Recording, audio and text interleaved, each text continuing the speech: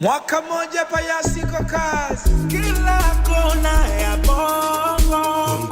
Imekuwa ni kitu cha kawaida ambacho tumefahamika kwa muda mrefu kwamba Yas tupo karibu na vijana. Tumesherekea pamoja siku hii kwa kushare pamoja na wao chakula cha mchana.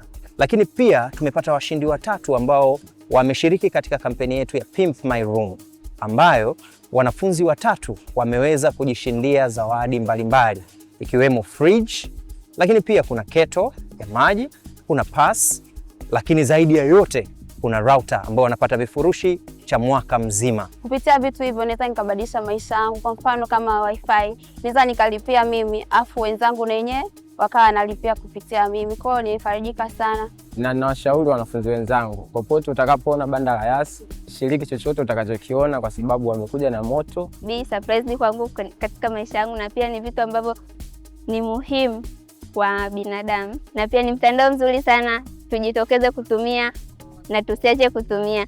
Mwaka mmoja ya Yas, tunasherekea ushindi kwa pamoja. Speed ambayo wameanza nayo katika kusherekea mwaka mmoja ni speed kali sana, speed ya 5G.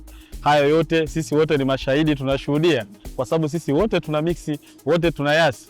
5G Yas, speed ya uhakika, mtandao ulio bora Tanzania nzima. Asanteni sana. Mwaka mmoja Yas tunasherekea.